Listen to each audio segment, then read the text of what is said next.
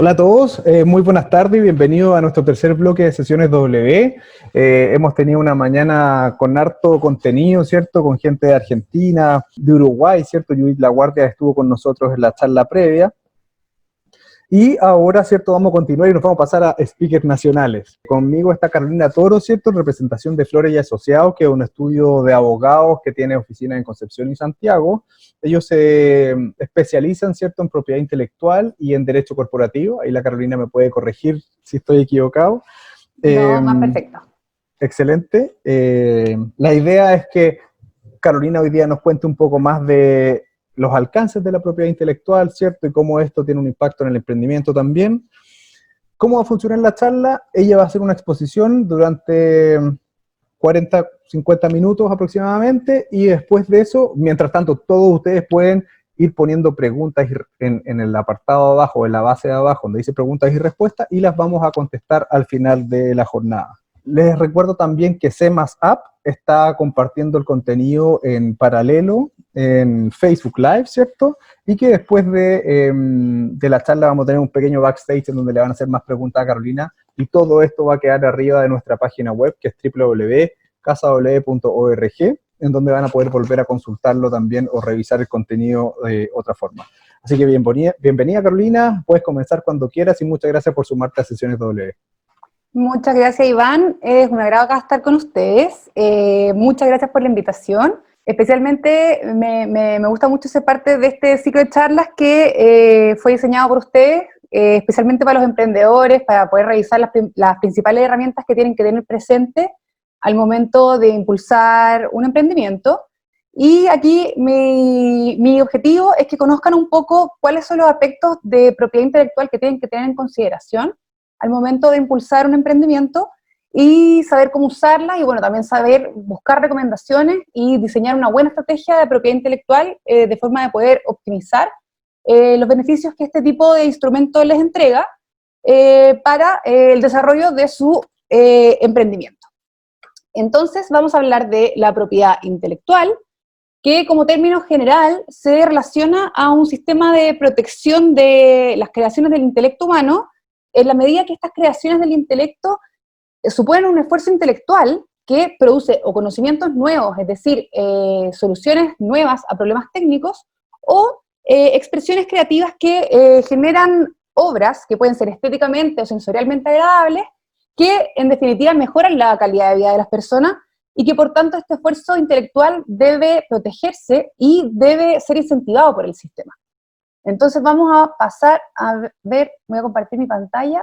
Perfecto. Ya, entonces la agenda de esta sesión es la siguiente. Vamos a revisar los conceptos y la importancia de la propiedad intelectual. Vamos a revisar las dos principales áreas que componen este sistema, que es el derecho autor y la propiedad industrial, las metodologías de transferencia tecnológica y la revisión de ciertos desafíos y ciertas recomendaciones generales que podemos hacer en torno a esta materia. Primero, el concepto e importancia de la propiedad intelectual.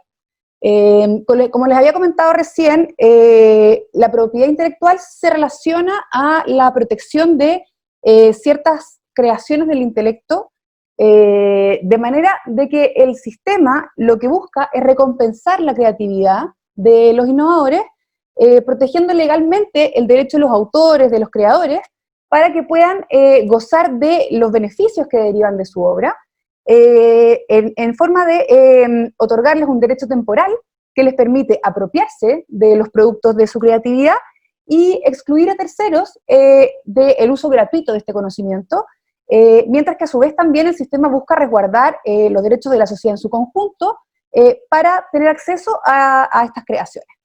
Entonces, en definitiva, lo que hace este sistema es ser una herramienta de capitalización de los esfuerzos creativos, lo que permite que los emprendedores puedan salir al mercado con productos o servicios que tienen una gran ventaja competitiva porque son exclusivos. Entonces, por ejemplo, si tú sales a vender un producto, por ejemplo, que se encuentra protegido por patente, tú vas a ser la única persona autorizada para poder comercializar estos bienes en el mercado. Entonces, la importancia de la propiedad intelectual, en primer lugar, bueno, supone una apropiación del conocimiento, entonces protege de esta manera intereses de los creadores, incentivando la creatividad, incentivando la innovación, lo que a su vez tiene el efecto de impulsar el bienestar de la sociedad. En segundo lugar, la promoción y la protección de la propiedad intelectual estimulan el crecimiento económico en la medida en que generan nuevas industrias, y estas nuevas industrias generan nuevos empleos. Y además, este tipo de sistema de protección genera la capacidad de transformar conocimiento en activos comerciables como productos o servicios que tienen ventajas competitivas en virtud de la aplicación de conocimiento específico y técnico en la materia.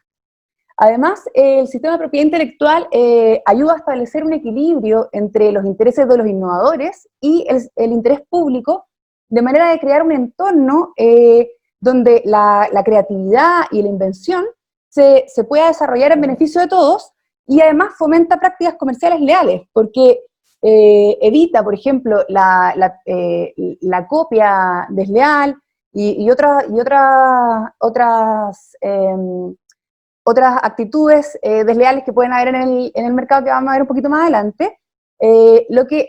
La promoción de estas prácticas comerciales leales contribuyen al desarrollo económico y social, y además que eliminan ciertas incertidumbres que existen en el mercado. Esto, por ejemplo, no sé, los consumidores no sé si estarían tan dispuestos a comprar un producto o contratar ciertos servicios con tanta confianza si es que no existieran ciertos mecanismos que fueran fiables para poder combatir la falsificación y la piratería, por ejemplo. Entonces, en este sentido, los derechos de propiedad intelectual ayudan a reducir estas ambigüedades y facilitan las transacciones y las transferencias en el mercado. Así también, la protección jurídica de estas nuevas creaciones, y bueno, y por supuesto de sus autores, promueven la destinación de recursos adicionales a la innovación.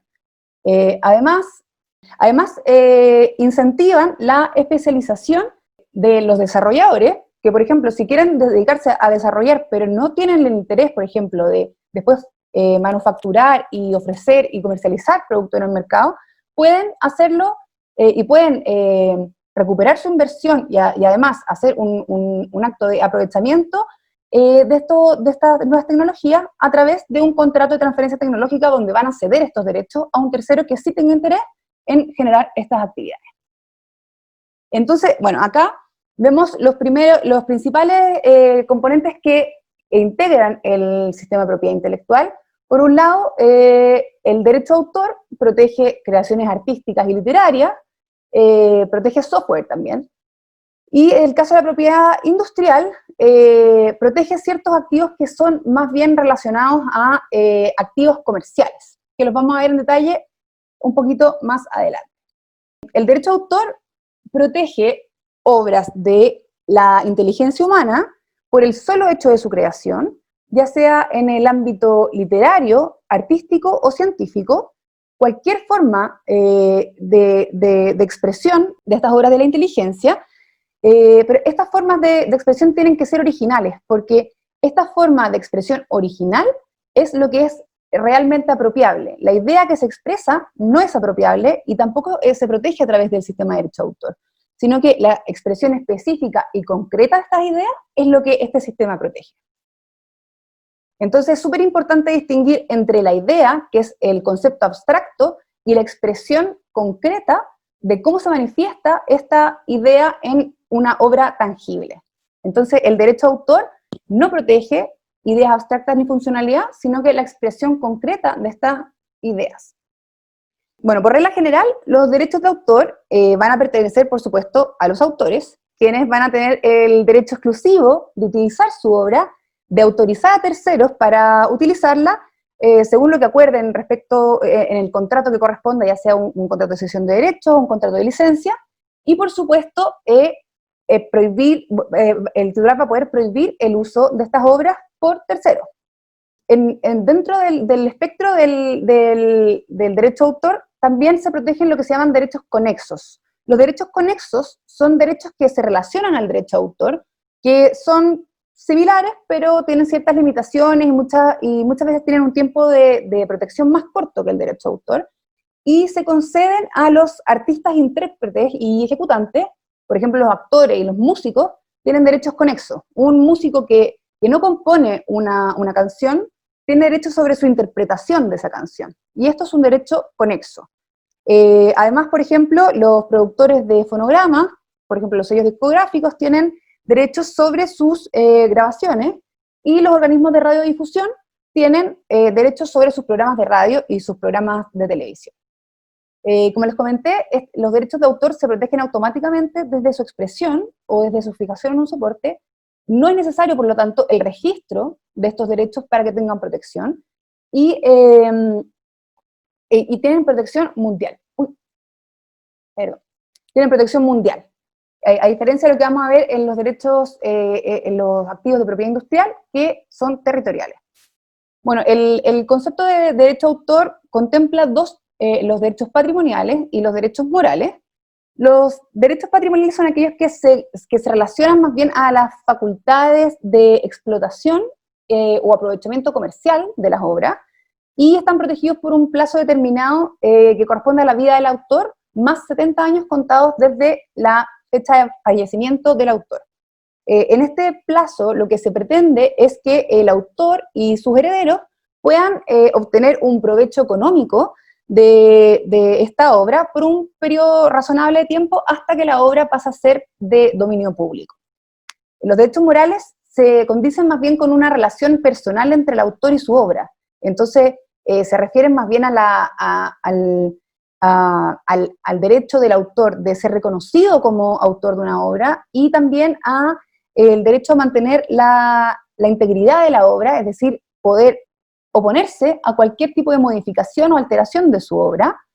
Y estos derechos, como suponen un vínculo personal entre el autor y su obra, no se pueden transferir a, por ejemplo, alguien que obtenga los derechos con posterioridad en virtud de un contrato de cesión de derechos o una licencia, sino que son de exclusiva titularidad del autor originario. Bueno, las ventajas del sistema de protección a través del derecho de autor, lo hemos mencionado un poco, permite que los autores puedan excluir a terceros en el uso de las obras de su intelecto, y lo que representa, por supuesto, una súper buena herramienta para poder incentivar la creación y la innovación. Esto porque ofrece a los autores incentivos, tanto ya sea el reconocimiento de la autoría de la obra, como ciertas herramientas para poder obtener beneficios económicos de sus creaciones intelectuales y de explotar estos activos en forma exclusiva. Entonces, al garantizarse la observancia de estos derechos, las personas y las empresas tienden a preferir o a decidir invertir más fácilmente en la creación de estas obras, también en su difusión y en su desarrollo, lo que también facilita el acceso a estas obras también, lo que enriquece la cultura, además que estimula el desarrollo y el crecimiento económico, porque esta institución soporta industrias millonarias como la industria cinematográfica, la industria musical, la industria editorial. Entonces también es una súper buena herramienta para estimular el desarrollo económico.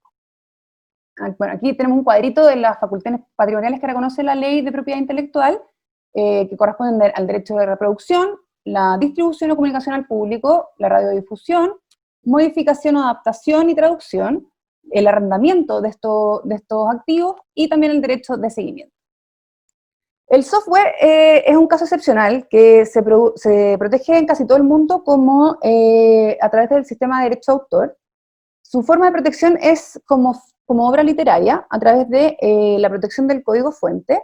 Existe lo que diferencia el tratamiento de la ley en torno al software versus otras obras protegidas por derecho de autor, es que existe una presunción de titularidad del empleador. Entonces, cuando un empleador o un empleador contrata a un desarrollador para que trabaje en un software, en el desempeño de funciones laborales, él es quien es presuntamente el titular del derecho, salvo que se estipule algo en contrario. Lo mismo sucede en el caso de que una persona o una empresa encargue específicamente el desarrollo de un programa computacional. la presunción de titularidad de estos derechos va a ser de quien hace el encargo o quien emplea a una persona para el desarrollo de estos activos. Entonces es súper importante tener ojo acá, en el caso que ustedes, ya sea que soliciten a un tercero que desarrolle un programa computacional o los contraten a ustedes para ello, ver bien qué es lo que se estipula en el contrato, porque si es que no se trata el tema dentro de su contrato, estas son las presunciones que va a ofrecer la ley.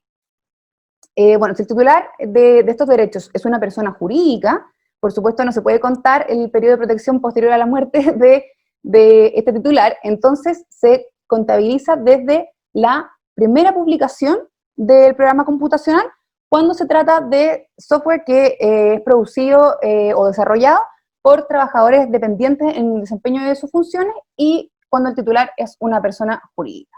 Respecto a la propiedad industrial, bueno, como les comenté antes, este sistema de protección comprende principalmente la protección de creaciones que se asocian más bien a una finalidad comercial y funciona como un súper incentivo para la innovación y especialmente para la difusión del conocimiento también. Esto, además de contener ciertos elementos que resultan ser fundamentales para lograr una diferenciación y un reconocimiento de las empresas en el mercado. Es súper importante tener a la vista que en los últimos años se ha estimulado mucho la innovación y el emprendimiento de base tecnológica. Entonces la propiedad industrial es especialmente importante para asegurar que los emprendedores puedan tener cierta certeza de que su negocio va a tener cierto grado de exclusividad. Entonces, la propiedad industrial, en este sentido, corresponde a una herramienta que permite capturar el valor de la innovación y, en términos súper simples, evita la copia. Entonces, esto obviamente impulsa, incentiva la innovación y ofrece ciertas herramientas para poder recuperar la inversión realizada.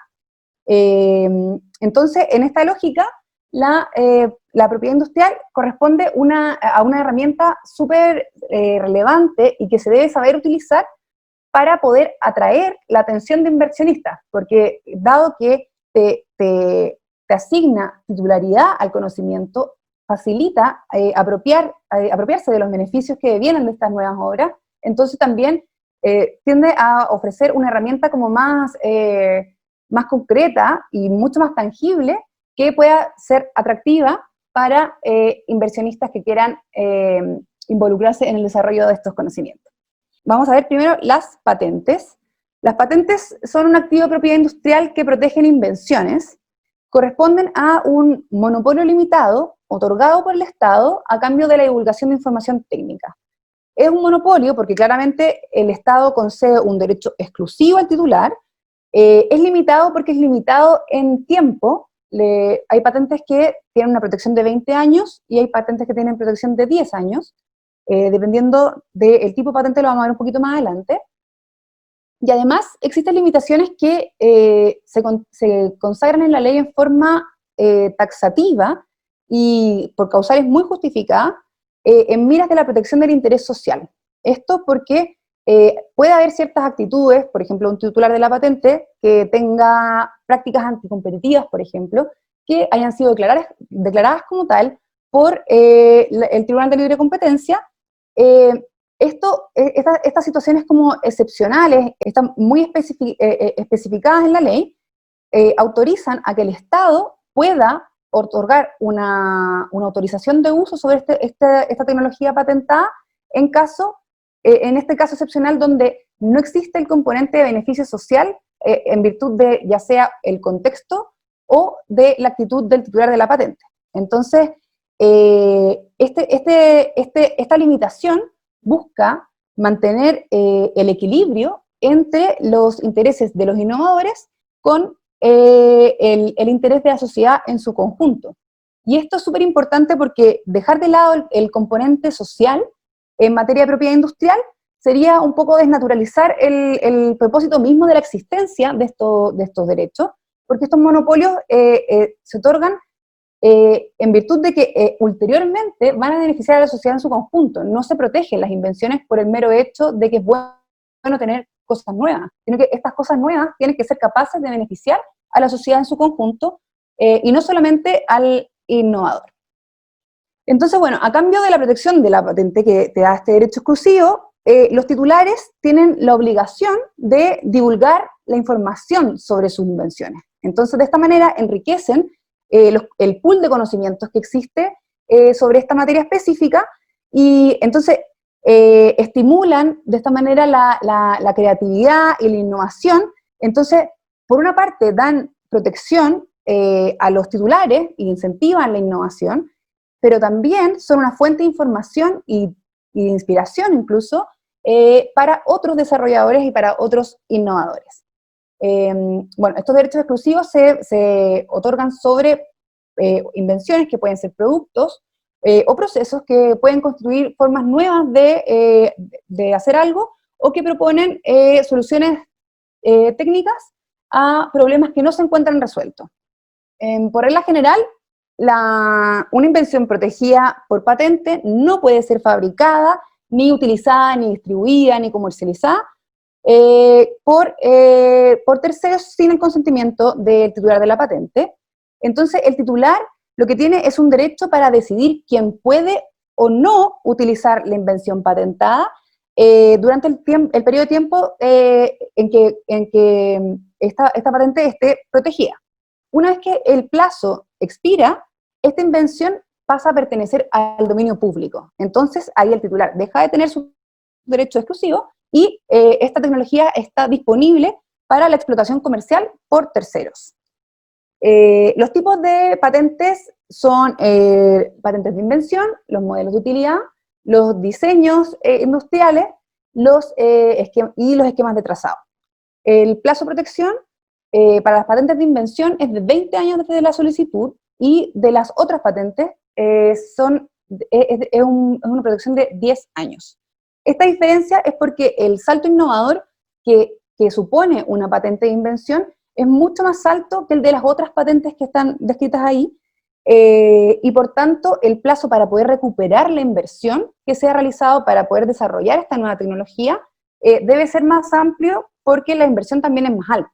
En estos otros casos, dado que el salto innovador es más bajo, entonces se requiere de un plazo más corto para poder recuperar esta inversión. Bueno, las patentes son territoriales, es decir, se protegen por cada país y se deben solicitar y tramitar en cada jurisdicción donde hay interés de proteger la tecnología. Esto quiere decir que no existen patentes mundiales. No sé si alguno de ustedes alguna vez escuchó lo que es el sistema PCT. El sistema PCT no es un sistema de concesión de patentes a nivel mundial, sino que es un sistema que ayuda a patentar internacionalmente, porque corresponde a un sistema de presentación de patentes. Entonces, de solicitudes de patente en realidad. Porque la tarea de conceder la patente va a depender de cada país y de cada jurisdicción bajo sus propios procedimientos, pero el sistema PCT lo que hace es que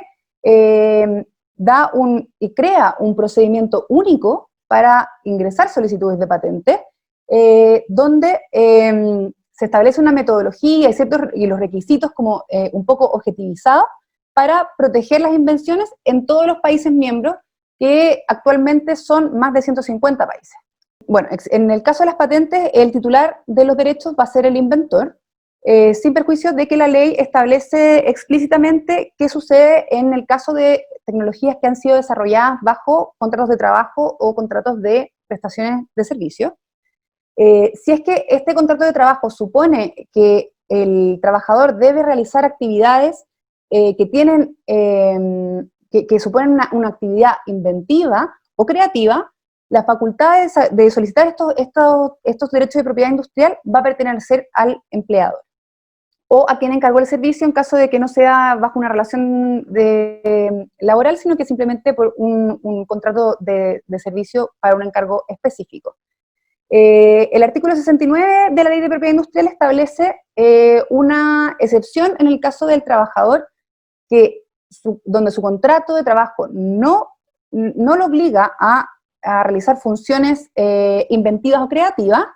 En este caso va a ser el trabajador quien va a tener la titularidad de los derechos de propiedad industrial, sin perjuicio que hay una contraexcepción, donde se establece que si el trabajador se ha beneficiado en forma evidente de los conocimientos que obtuvo de la empresa o de la institución contratante, o de los recursos de la empresa, o de los medios de la empresa, el derecho de solicitar esta protección de activos industriales va a ser del empleador, sin perjuicio de que debe pactar una retribución al trabajador que ha desarrollado esta tecnología, que no se entiende considerada por su remuneración pactada en el contrato. Bueno, los requisitos de patentamiento son estos tres: la novedad, la actividad inventiva y la aplicación industrial. La novedad supone que esta tecnología debe tener una característica nueva, que no forma parte del cuerpo de conocimientos existentes en su ámbito técnico. Este cuerpo de conocimientos se llama estado de la técnica. Entonces, esta nueva tecnología debe ser nueva respecto de todo lo que se encuentre en el estado de la técnica, y por lo mismo debe mantenerse confidencial hasta su solicitud, porque en el caso de que tú divulgues una tecnología que estás desarrollando o que ya está desarrollada, va a pasar a ser parte del estado de la técnica y por tanto va a perder el requisito de novedad. Entonces se tiene que mantener confidencial y no divulgarse hasta que se evalúe si es que se va a buscar su protección a través de una patente de invención, por ejemplo, o no. Bueno, el segundo requisito es que presente actividad inventiva. Esto implica que no puede ser deducida en forma obvia por alguien que tenga conocimientos medios técnicos específicos en el área. Entonces debe tener un efecto sorprendente, un efecto no obvio respecto de otras soluciones que se encuentran dentro del estado de la técnica. Y por último, estas nuevas tecnologías deben tener aplicación industrial. Esto quiere decir que deben poder ser producidos o utilizados en algún tipo de industria, es decir, que tengan algún uso práctico. Los modelos de utilidad protegen ciertos instrumentos o aparatos o herramientas o parte de estos. Bueno, en Chile solamente se protege productos, no se puede proteger a través de modelos de utilidad procesos o procedimientos o materiales, solamente se refiere a productos, y esta protección recae sobre objetos donde la forma del objeto es reivindicable, es decir, en su aspecto externo, así como en su funcionalidad. Entonces, esta forma de protección requiere, bueno, requisitos menos estrictos que las patentes de invención. Supone invenciones que tienen menos complejidad técnica, pero que sin perjuicio de eso tienen que representar una ventaja técnica que antes ese elemento no presentaba. Por ejemplo, en este caso yo les puse ese candadito que tiene, el candado es un elemento, y luego en la combinación de clave se utilizaba, por ejemplo, para los portafolios o para las maletas, pero no se utilizaba en los candados. Entonces, esta unión de estos dos elementos genera una nueva solución que, si bien no presenta un salto creativo o inventivo respecto, demasiado evidente respecto de las soluciones que están en el estado de la técnica, sí representa una ventaja técnica que antes no existía. La protección de estos activos es de 10 años desde la presentación de la solicitud, supone una tramitación más barata y más rápida que las patentes de invención, y además también son protegibles a través del sistema de PCT. Las marcas son signos distintivos, corresponden a representaciones gráficas que son claras y precisas para identificar en el mercado productos y servicios. Entonces, la funcionalidad básica de una marca es su fuerza distintiva, es decir, que permita que los consumidores puedan distinguir productos y servicios que se ofrecen en el mercado, los puedan distinguir respecto de otros muy similares o iguales que se ofrezcan en el mercado, y que los puedan unir o vincular a su origen empresarial. Las marcas no pueden ser, no pueden confundirse con otras, y además no pueden ser genéricas ni descriptivas. Esto porque no se puede dar un monopolio terminológico para referirse a un producto o un servicio si es que hay otros competidores que requieren usar esas mismas expresiones para ofrecer los mismos productos y servicios. Entonces, antes de decidir con qué marca vamos a distinguir nuestros productos o nuestros servicios, es súper bueno revisar las causales de registrabilidad que contiene la Ley de Propiedad Industrial en los artículos 19 y 20, de manera de no solicitar una expresión, primero, que se parezca a otra, o expresiones que simplemente no puedan ser registrables y que en definitiva después resulten en que tenemos que cambiar la expresión que elegimos, y qué sé yo, de hacer todo de nuevo, comprar otro sitio web, etc. Entonces, lo primero que tenemos que hacer es definir si es que la marca que nosotros decidimos utilizar es una registrable o no. Bueno, además la marca no puede inducir a error o engaño, no puede defraudar a los consumidores respecto de otras marcas, es decir, que no se confunda con otras, ni tampoco puede infringir la moralidad ni el orden público. Las marcas se pueden componer de palabras, de cifras, de números, de elementos gráficos y distintos elementos que lo vamos a ver un poquito más adelante. Se pueden utilizar palabras de uso común si es que son arbitrarias para la clase. Es decir, tú puedes usar Apple para vender computadores, pero no puedes utilizarlo para vender manzanas, porque otros proveedores también quieren utilizar la palabra Apple o manzana para vender manzanas. Entonces, se pueden utilizar si es que son arbitrarias para la clase, es decir, que no distingan o que no se relacionen directamente con los productos o servicios que vas a distinguir. El plazo de protección es de 10 años renovables, previo pago de tasa. También se protegen por país, son territoriales, y también se protegen por clase. Es decir, tú solicitas una marca para distinguir cierto tipo de productos o cierto tipo de servicios. Esto implica que pueden coexistir dos marcas idénticas siempre y cuando sus giros o los productos o servicios que distinguen sean suficientemente disímiles de forma que los consumidores no puedan confundirse entre un proveedor u otro. Entonces, en este caso, por ejemplo, yo les pongo acá la multitienda Corona con la cerveza Corona. O sea, nadie podría confundirse si es que está buscando comprar la cerveza Corona y va a entrar a la tienda Corona a comprar ropa, porque evidentemente son giros completamente disímiles y que por tanto no permiten presumir que puede existir una confusión o un error en el público consumidor respecto del origen empresarial de los productos o servicios que se ofrezcan bajo esta expresión. Existen marcas las marcas que son irregistrables son aquellas que son genéricas o descriptivas. Las marcas evocativas, es decir, que insinúan el producto o servicio que van a distinguir, son registrables. Por ejemplo, Mastercard para tarjeta de crédito, bueno, quizás te da un indicio de qué es lo que están tratando de distinguir a través de esa expresión, pero no es que otros proveedores necesiten usar esa expresión exacta para ofrecer el mismo producto o el mismo servicio. Por eso es una marca que es registrable. Bueno, también están las marcas, como les comenté, las marcas que utilizan palabras de uso común, pero que son arbitrarias para la clase, y las marcas que suponen mayor distintividad son las marcas de fantasía, que son marcas que son expresiones que el titular ha creado para distinguir sus productos o servicios.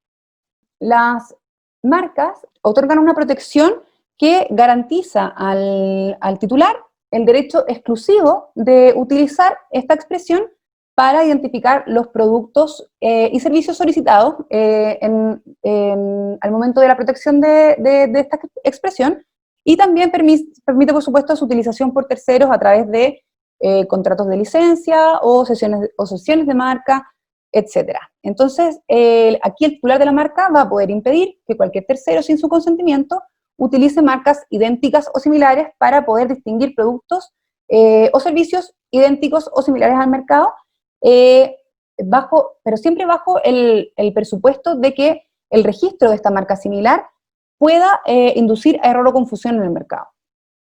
Los tipos de marca, bueno, los tenemos acá. Usé siempre el mismo origen empresarial para que quede súper claro. Existen marcas denominativas, en este caso sería la expresión Nike, con la palabra tal cual. Las marcas figurativas son aquellas que componen solamente elementos gráficos o de diseño o dibujos, pero sin incluir expresiones legibles o letras que distingan el origen empresarial de los productos o servicios que se van a distinguir a través de este símbolo. Las marcas mixtas son aquellas que combinan estos elementos que se encuentran protegidas por las marcas denominativa y figurativa. Entonces incluye elementos de diseño gráfico, pueden ser dibujos, combinaciones de colores y otros elementos, junto a la expresión que va a distinguir la expresión en palabras que va a distinguir la marca comercial.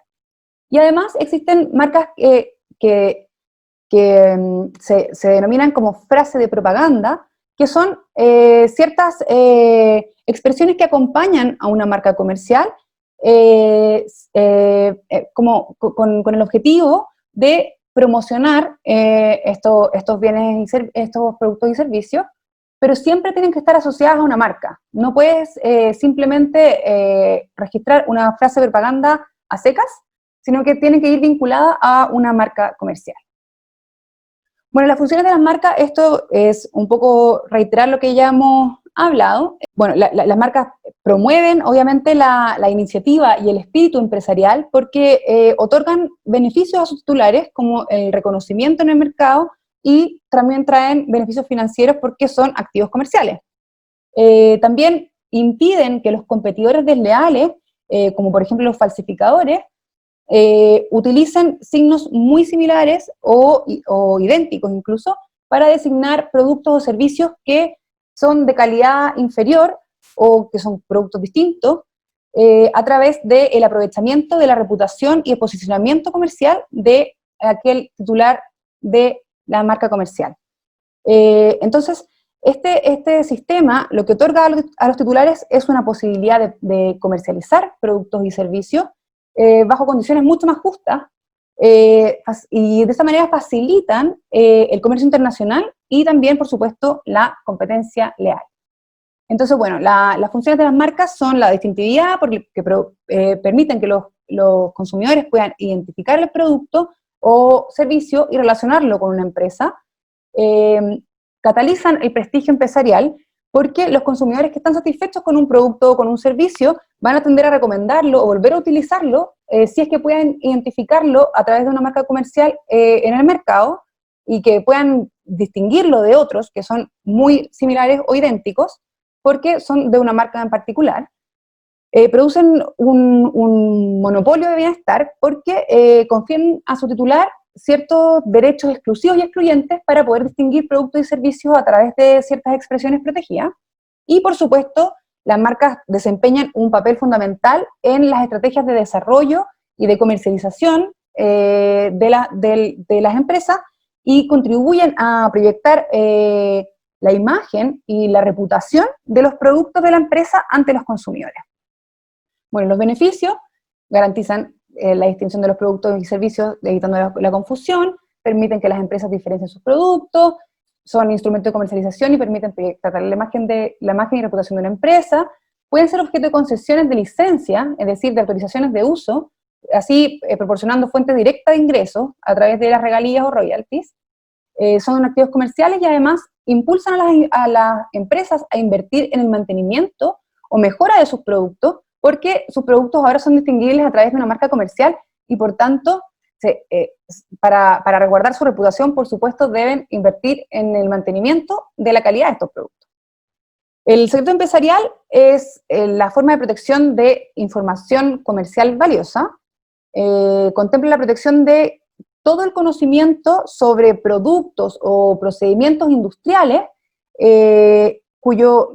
donde el mantenimiento en reserva de esta información proporciona al poseedor de esta información una mejora o un avance o una ventaja competitiva respecto de otros actores en el mercado. Entonces, esta información tiene que tener valor comercial o debe ser de interés relevante, debe mantenerse en reserva, es decir, que se tomen medidas razonables para evitar su divulgación, debe otorgar ventajas competitivas en el mercado y además debe ser secreta. Como secreto empresarial se protege el know-how que corresponde a toda la información acerca de los procesos o de las técnicas o formas de trabajo que utiliza una organización, se protege a través de secreto empresarial. El plazo de protección a través de este sistema es indefinido mientras la información se mantenga secreta. Entonces, supone un beneficio respecto de la protección a través de la propiedad industrial, por ejemplo, de patentes o de modelos de utilidad. Sin embargo, tiene la importante desventaja de que si se adquiere por terceros sin infracción, no existen sanciones. Entonces es súper importante en el caso de que se celebren, por ejemplo, contratos de no divulgación, que se establezcan las sanciones para que, en definitiva, quede en forma clara qué va a suceder, cuáles van a ser las responsabilidades respecto de las personas que cometan infracción en la divulgación de esta información. Entonces, eso se debe considerar expresamente. Bueno, además, a través del secreto empresarial se pueden proteger ciertos aspectos de la tecnología que no se van a encontrar divulgados en las patentes, porque en las patentes se busca poner toda la información mínima para no perjudicar la posibilidad de concesión de la patente. Sin embargo, hay mucha información técnica que no se va a incluir y que también por una cosa de estrategia no se incluye a menos que sea estrictamente necesario. Por ejemplo, el uso de ciertos materiales, o planos o diseños de arquitectura, repuestos, por ejemplo, o la forma de almacenamiento, etc. O sea, hay mucha información que no se va a encontrar disponible públicamente en la solicitud de patente, pero que sí se puede resguardar a través de este sistema de secreto empresarial. La transferencia de tecnología corresponde a un procedimiento donde alguien que desarrolla una tecnología la pone a disposición de un tercero para que la utilice o para que la explote comercialmente. Entonces, la transferencia de tecnología consiste en la transferencia de habilidades o de conocimiento entre organizaciones que normalmente se inicia cuando el titular de la propiedad industrial reconoce que o no posee las capacidades para comercializarla y fabricarla, etcétera, o simplemente no desea asumir ese riesgo. Entonces, para poder hacer aprovechamiento de esta tecnología que se desarrolló, deviene en la necesidad de formar alianzas para seguir con las etapas de fabricación, distribución y comercialización de estos productos o servicios. La ventaja de la transferencia tecnológica, por supuesto, es la obtención de royalties en el caso de que se pacte una licencia, es el aprovechamiento de la tecnología, porque en definitiva quien va a comercializar va a ser este tercero, supone la posibilidad de lanzar nuevos productos y de generar alianzas comerciales con actores que puedan tener acceso a otros mercados más grandes, por ejemplo, que el desarrollador quizás no tiene la capacidad de optar, y también optar a la especialización. O sea, si el desarrollador quiere dedicarse simplemente a desarrollar tecnología, pero no le interesa seguir el proceso para poder recuperar la inversión a través de la comercialización de estos productos o servicios, lo puede transferir a un tercero para que esta persona realice estos actos de explotación. Dentro de las desventajas de la transferencia tecnológica es que hay que tener cuidado de no crear un potencial competidor al entregar toda esta información técnica, y también se pierde un poco el control de la información. Bueno, entonces las alternativas para transferencia tecnológica son principalmente estas tres. La cesión, donde se transfiere el derecho, y también, por supuesto, el riesgo. Entonces, en este caso, la tecnología cambia de titular. El titular nuevo va a ser el cesionario, quien va a obtener todos los derechos y todos los riesgos de esta tecnología. La licencia corresponde, bueno, este es el contrato de transferencia tecnológica, que es la más habitual. Corresponde a una autorización de uso, donde se van a definir, y se deben definir en el contrato, específicamente, por ejemplo, las condiciones de este uso, definirlo en un territorio geográfico o en un mercado específico, cuánto va a durar esta licencia, las condiciones de explotación, qué pasa en el caso de la copia, ciertos estándares mínimos de calidad. También, por supuesto, se paga, o sea, se estipulan las condiciones de pago y los royalties que se van a definir para el licenciante. Y las asociaciones que corresponden más bien a alianzas comerciales, donde se suscriben contratos de colaboración entre el desarrollador y quien va a realizar los actos de explotación. Como desafíos para el emprendedor, en principio, es reconocer los casos donde el conocimiento que han producido es apropiable y saber cómo y cuándo asegurarlo. Por ejemplo, en el caso de las patentes es súper importante para no perder la novedad. Entonces, la oportunidad es súper importante y hay que tenerla presente en el caso de la protección de estos activos. También otro desafío es identificar cuándo se debe obtener permisos de terceros para usar cierto conocimiento que se encuentra disponible, cuáles son las condiciones de esos permisos y también qué excepciones existen para poder hacer uso de esta información y esta tecnología. Otro desafío es elegir una estrategia de propiedad intelectual que se adecue bien a su modelo de negocio. Por ejemplo, la disyuntiva entre proteger ciertos activos a través del secreto empresarial, que te permite resguardar esta información con un plazo indefinido, versus la obligación de divulgar esta tecnología, pero que aparejado traiga un monopolio y un derecho exclusivo para explotar esta tecnología. También es difícil determinar qué información pueden o no compartir, porque al momento de solicitar financiamiento o de buscar alianzas comerciales, hay información que se debe divulgar, pero hay que tener mucha precaución en la información que se puede compartir y la que no se puede compartir, porque supone, por ejemplo, una ventaja competitiva que tú no quieres divulgar en este estado de las cosas mientras no exista una intención concreta de colaborar o de asociarse con este tercero a quien le estamos entregando esta información.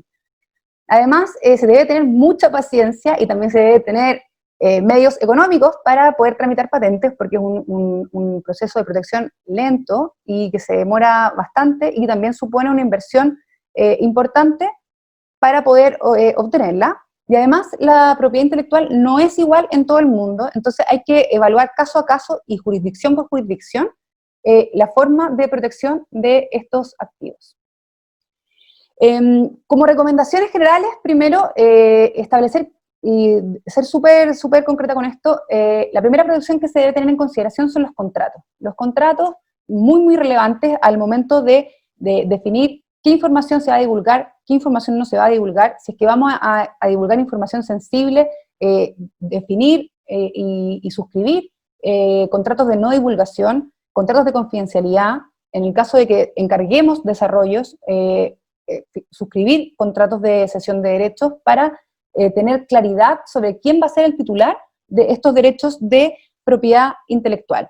Además, bueno, en este sentido se debe incluir cláusulas de propiedad intelectual en los contratos donde se establezca esta titularidad en forma precisa para evitar eventuales conflictos sobre la titularidad que en el fondo van a suponer un problema futuro y también van a suponer un riesgo al momento de querer comercializar o querer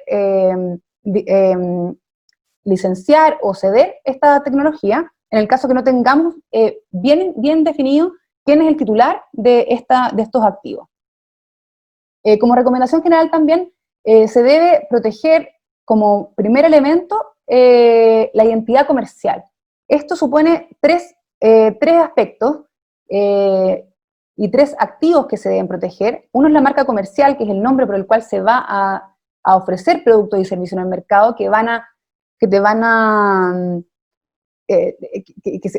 suponer una expresión exclusiva por la cual tú vas a ser reconocido en el mercado. El nombre de dominio que corresponde a tu dirección en Internet, que en definitiva, bueno, todos sabemos que ahora la circulación y el tráfico de Internet es más o igualmente relevante que el retail y la comercialización presencial. Y los derechos de autor, en general, yo en este caso me refiero más bien al material publicitario que pueda ser los afiches publicitarios, manuales, folletos, etc. Esto con el objeto de mantener el monopolio de estas inversiones que se realizan en la identidad que te va a diferenciar y distinguir en el mercado. Se debe tener políticas de propiedad intelectual súper definidas, claras, y también motiven a intervinientes a colaborar y a desarrollar nuevas creaciones contigo. Se debe tener claros ciertos beneficios tributarios, por ejemplo, de proteger la propiedad intelectual a nombre de una persona natural versus la protección a nombre de una persona jurídica, porque, por ejemplo, en el artículo 17, número 8, letra E de la Ley de Impuesto a la Renta, se define que no constituye renta el mayor valor proveniente de la enajenación de activos de propiedad industrial, siempre y cuando el enajenante sea el autor o el inventor. Este beneficio no considera a las personas jurídicas. La propiedad intelectual es estrategia, no todo es patente, hay que definir qué sistema de protección es el que se adecua mejor a tu modelo de negocio. Las patentes te obligan a divulgar, también son lentas de obtener, entonces tienes que estar muy seguro de que ese es el sistema que tú necesitas para proteger tus activos. Hay otras formas de protección, entonces es súper importante hablar con alguien que te diseñe una estrategia, que vea qué es lo que quieres hacer, cuál es tu modelo de negocio, para definir una estrategia que se acomode y se adecue a lo que tú necesitas. También definir el lugar de protección va a depender de la estrategia comercial. Por ejemplo, si tu mercado es un país específico o es una región en particular, puedes explotar también otros sectores a través de un contrato de licencia, pero lo defines para otro lugar. En definitiva, yo digo, bueno, ok, no puedes comercializar en Chile, pero puedes comercializar en Argentina, y no hay problema. Entonces, eso es lo que podemos hacer a través de un contrato de transferencia tecnológica o a través de una autorización de uso, etc. Bueno, los temas de PI van de la mano con la privacidad de información, así que hay que tener cuidado con la información que se divulga y se comparte. Recomendación general, no copien, a menos que sepan que puedan copiar, que existan excepciones, para que ustedes puedan utilizar este conocimiento de otros. Y si no puedes proteger, por lo menos asegurarte que no estés infringiendo derechos de terceros, porque en definitiva esto puede suponer un súper problema que va a ser súper difícil de resolver y que se puede evitar con facilidad mientras estés bien asesorado y que sepas bien qué es lo que puedes utilizar y lo que no puedes utilizar. Eso es todo, muchísimas gracias, así que ahora voy a revisar sus preguntas. Eso, buenísimo, Caro, mucha información, ¿cierto? Mucho contenido. Ay, sí, perdón. No, lo digo, a mí es un tema que me ha ayudado mucho en lo personal en el cowork, que antes yo soy arquitecto de formación y no tenía idea de temas de propiedad intelectual, pero te das cuenta que está en el día a día. Tuve la fortuna de tener clases de propiedad intelectual y en todo lo que consumimos, tenemos contacto con la propiedad intelectual todo el día y no nos damos cuenta. Así que es muy relevante conocer esto y sobre todo para los emprendedores que están partiendo, para que partamos bien y no nos pase lo que pasó, lo que ha estado en las noticias dando vuelta, este tema de la miel, ¿cierto? Sí, claro. Y el Gibson, que ha sido todo un tema y que efectivamente a lo mejor podrían haber previsto estos temas. Oye, hay un par de preguntas, ¿cierto?, que podemos responder. Son bien específicas, no sé si las puedes ver al lado, pero respecto a los contratos de licencia de los software, ¿existen diferencias respecto a una licencia de derecho de autor corriente? ¿Qué aspectos distintos relevantes deben quedar establecidos en un contrato de licencia de software? Mira, son dos preguntas en una. Claro, son dos preguntas en una. En estricto, los contratos de licencia son súper adecuables a lo que tú quieras definir como autorización de uso, por lo tanto, no es que sea particularmente distinto uno en materia de software o uno en materia de otro tipo de obra protegida por derecho de autor, pero lo que sí es distinto en el caso del software y por qué es excepcional es la presunción de titularidad de los derechos. Entonces, si tú tienes un contrato con quien ha hecho el desarrollo de este software, si no consideras cláusulas de propiedad intelectual dentro del contrato, la titularidad se presume de quien hizo el encargo o de quien contrató al desarrollador. Pero si se estipula lo contrario, ahí, bueno, puede ser que la titularidad corresponda a otra persona. Pero lo que más hay que tener a la vista en este caso es la titularidad, porque la presunción de una y de otra son distintos. Pero más que nada, más que eso, no, porque los contratos de licencia son súper customizables, digamos, a lo que tú quieres definir como autorización de uso. Por lo tanto, no, lo único que hay que tener ojo en el tema de software es en quién reside la titularidad. En este caso no es obvio que es el autor, porque el desarrollador en este caso, si fue contratado para un desarrollo, no es el titular, sino que va a ser quien contrató a la persona para ese desarrollo. Buenísimo, muchas gracias, Carolina. Y la segunda pregunta tiene que ver con productos, ¿cierto? Dice, para un producto con grado de innovación incremental, ¿se puede registrar el mecanismo como tal o el funcionamiento completo? Sí, siempre y cuando exista una forma nueva de solucionar un problema técnico, se puede solicitar una patente de procedimiento.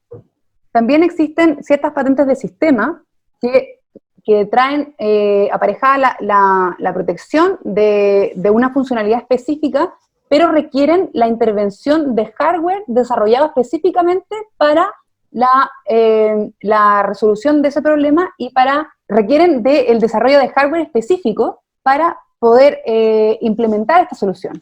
Entonces no es solamente la funcionalidad, sino que además debes desarrollar un aparato específico que resuelva este problema. Y ahí, por ejemplo, tú puedes tratar de proteger el software como parte de este sistema, pero requiere estos dos elementos. O sea, requiere el elemento de resolver un problema técnico que no se encuentra resuelto y de desarrollar activos y hardware específico para solucionar este problema técnico.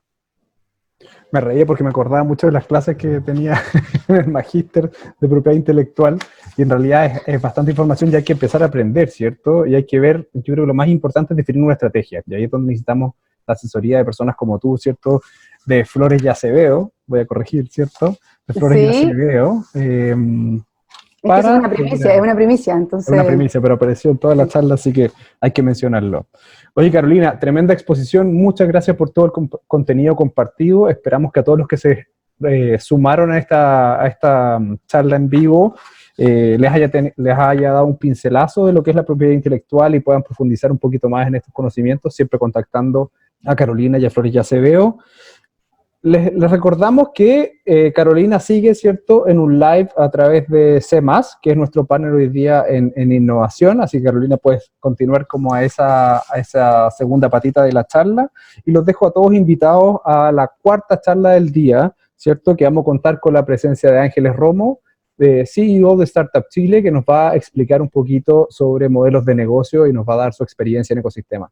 Así que muchas gracias de nuevo por participar, Carolina. Muchas gracias por la invitación, y además está decir que cualquier consulta, pregunta, cualquier cosa, nosotros estamos súper dispuestos a apoyarlos en esto. Tienen mi correo electrónico, cualquier cosa, aquí estamos y felices de contribuir y sobre todo de ser parte de este ciclo de charlas con Casa W. Excelente, muchas gracias, un abrazo y nos vemos a todos en la siguiente charla. Chao, chao, que estén muy bien. Chao, chao.